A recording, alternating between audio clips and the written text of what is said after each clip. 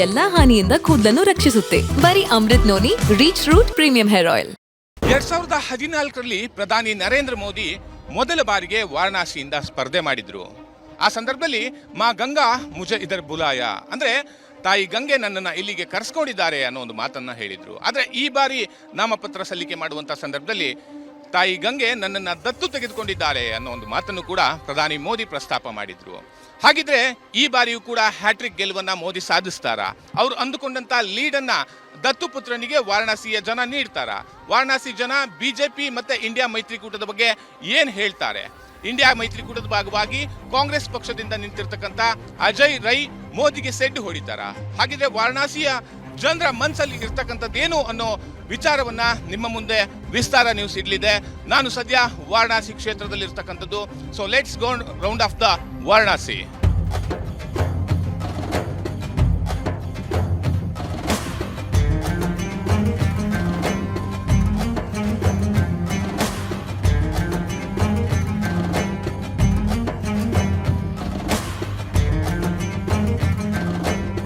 ಪ್ರಧಾನಿ ಮೋದಿ ಪ್ರತಿ ಬಾರಿಯೂ ಕೂಡ ನಾಮಪತ್ರ ಸಲ್ಲಿಕೆ ಮಾಡೋದಕ್ಕಿಂತ ಮುಂಚಿತವಾಗಿ ಕಾಲಭೈರವನ ದರ್ಶನ ಪಡಿತಾರೆ. ಅದಕ್ಕಿಂತ ಮುಂಚಿತವಾಗಿ ದಶಾಶ್ವಮೇಧ ಘಾಟ್ನಲ್ಲಿ ಪೂಜೆಯನ್ನು ಸಲ್ಲಿಸ್ತಾರೆ. ನೀವು ನೋಡ್ತಾ ಹೋಗ್ಬೋದು, ಇದೇ ಈ ಒಂದು ಕಾಶಿಯ ದಶಾಶ್ವಮೇಧ ಘಾಟ್. ಇಲ್ಲಿ ಸಾಕಷ್ಟು ಜನ ಭಕ್ತಾದಿಗಳು ಬರ್ತಾರೆ. ಪ್ರತಿಯೊಂದು ಬರುವಂತಹ ಭಕ್ತಾದಿಗಳು ಕೂಡ ಇಲ್ಲಿ ಘಾಟ್ಗೆ ಬಂದು ಪವಿತ್ರವಾದಂತಹ ಒಂದು ಗಂಗಾ ನದಿಯಲ್ಲಿ ಸ್ನಾನವನ್ನು ಮಾಡಿ ಅದಾದ ಬಳಿಕ ಕಾಶಿ ವಿಶ್ವನಾಥನ ದರ್ಶನವನ್ನು ಪಡಿತಾರೆ. ಇಲ್ಲಿ ಸಾಕಷ್ಟು ಜನ ಭಕ್ತಾದಿಗಳನ್ನು ಕೂಡ ನೋಡ್ಬೋದು. ಇಲ್ಲಿ ಇನ್ನುಳಿದಂತೆ ಸಾಕಷ್ಟು ಬೋಟ್ಗಳಿದೆ. ಅಲ್ಲಿ ಪ್ರಮುಖವಾಗಿರ್ತಕ್ಕಂಥ ಒಂದು ಗಮನಾರ್ಹ ಅಂತಂದ್ರೆ ಇಲ್ಲಿ ಮೋದಿಕಾ ಪರಿವಾರ ಅಂತ ಹೇಳಿ ಈ ಬೋಟ್ ಮೇಲೆ ದೊಡ್ಡದಾಗಿನೇ ಬೋರ್ಡ್ ಹಾಕಿರುವಂಥದ್ದು. ಬಹುಶಃ ಇವರೇ ಈ ಒಂದು ಬೋಟ್ನ ಮಾಲೀಕರು ಅಂತ ಅನ್ಸುತ್ತೆ. ಅವರ ಶರ್ಟ್ ಮೇಲೂ ಕೂಡ ಮೋದಿಕಾ ಪರಿವಾರ ಅಂತಿದೆ. भाई आपका बोट है ये? हाँ हमारा बोट है। मोदी का परिवार सब बड़ा बोर्ड लगा दिया। ये हम लोग मोदी का बहुत बड़े फैन है, इसलिए हम लोग अपना बोट पर भी बोट लगाया, टी शर्ट भी हम लोग बनाए पहने हैं। इस बार मोदी जीतेंगे वाराणसी में? हाँ जीतेंगे, वाराणसी में जीतेंगे।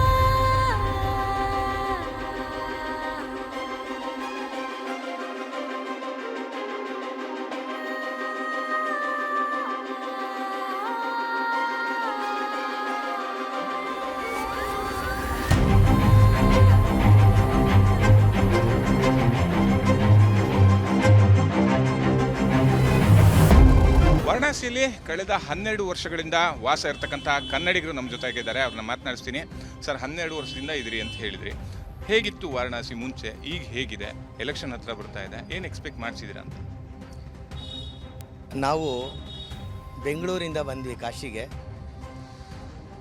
2012 ಎಂಡ್ ಅಷ್ಟೊತ್ತಿಗೆ ಬಂದ್ವಿ, 12-13 ಮಧ್ಯದಲ್ಲಿ. ಮುಂಚೆ ನಾವು ಬಂದಾಗ ಸಮಾಜವಾದಿ ಪಾರ್ಟಿ ಇತ್ತು, ಈಗ ಬಿ ಜೆ ಪಿ ಬಂದಿದೆ. ನಾವು ಎರಡೂ ಗೌರ್ಮೆಂಟ್ಗಳನ್ನು ನೋಡಿದ್ರಿಂದ ನಮಗೆ ನಿಜವಾದ ಡಿಫರೆನ್ಸ್ ಗೊತ್ತು. ನಾವು ಫ್ಯಾನು ಸುತ್ತಿದ್ರೆ ಅದರ ರೆವಲ್ಯೂಷನ್ ಎಣಿಸ್ಬಹುದಿತ್ತು, ಕೊಯ್ ಕೊಯ್ ಕೊಯ್ ಅಂತ. ಅಷ್ಟು ಕಮ್ಮಿ ವೋಲ್ಟೇಜ್ ಇರ್ತಾಯಿತ್ತು.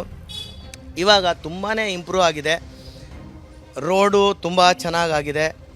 ಎಲ್ಲ ರೋಡ್ ಏನು ಲೈನ್ ಇದೆಯಲ್ಲ ಅದೆಲ್ಲನೂ ಕೂಡ ಅಂಡರ್ಗ್ರೌಂಡ್ ಲೈನ್ ಆಗಿದೆ.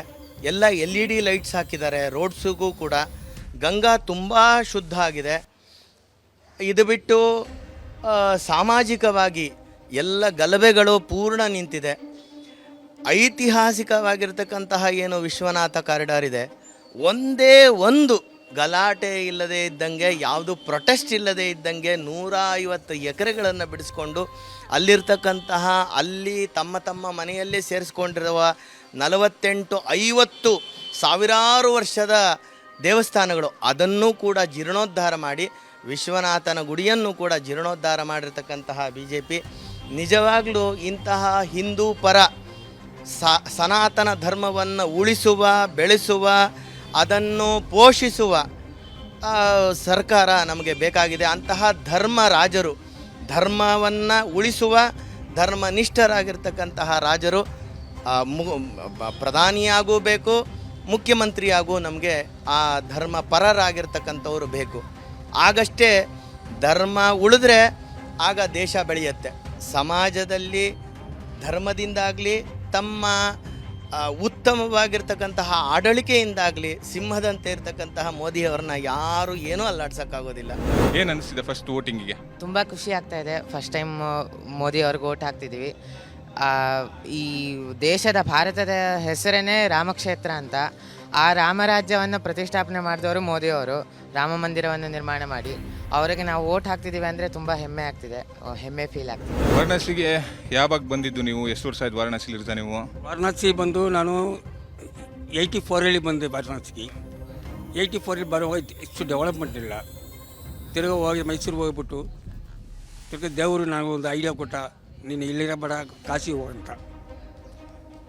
ಇಲ್ಲಿ ಬಂದ ಮೇಲೆ ನನ್ನ ಜೀವನದಲ್ಲಿ ನಾನು ಮಾತ್ರವಲ್ಲ, ನನ್ನ ಕೂದಲು ಕೂಡ ಆಗಿರ್ಬೇಕು ಸ್ಟ್ರಾಂಗ್ ಅಂಡ್ ಸ್ಟೈಲಿಶ್. ಬರೀ Amrut noni reach root premium hair oil ನೊಂದಿಗೆ. Reach root premium hair oil ಸ್ವಲ್ಪ ಎಲ್ಲನೂ ಡೆವಲಪ್ ಆಯಿತು.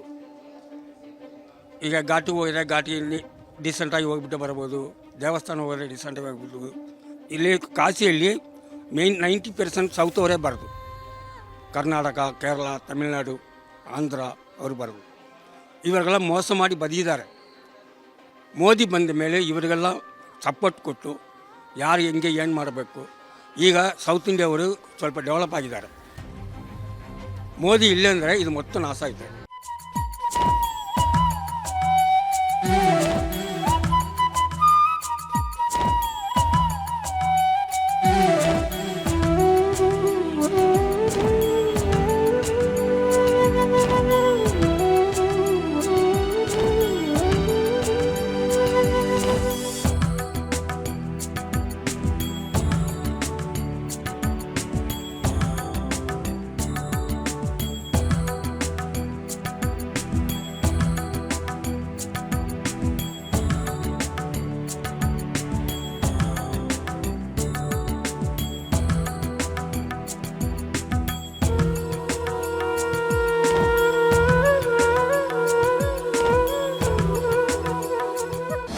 ಅನುಕ್ಷಣದ ಸುದ್ದಿಗಳಿಗಾಗಿ ವಿಸ್ತಾರ ನ್ಯೂಸ್ ಯೂಟ್ಯೂಬ್ ಚಾನೆಲ್ ಸಬ್ಸ್ಕ್ರೈಬ್ ಮಾಡಿ. ಹೊಸ ಸುದ್ದಿಗಳ ನೋಟಿಫಿಕೇಶನ್ಗಾಗಿ ಬೆಲ್ ಐಕಾನ್ ಕ್ಲಿಕ್ ಮಾಡಿ. ಲೇಟೆಸ್ಟ್ ಅಪ್ಡೇಟ್ಸ್ಗಾಗಿ www.vistaranews.com ವೆಬ್ಸೈಟ್ಗೆ ವಿಸಿಟ್ ಮಾಡಿ. ಅಂಗೈಯಲ್ಲೇ ಜಗತ್ತಿನ ಸುದ್ದಿ ತಿಳಿಯಲು ವಿಸ್ತಾರ ನ್ಯೂಸ್ ಕನ್ನಡ ಆಪ್ ಡೌನ್ಲೋಡ್ ಮಾಡಿ.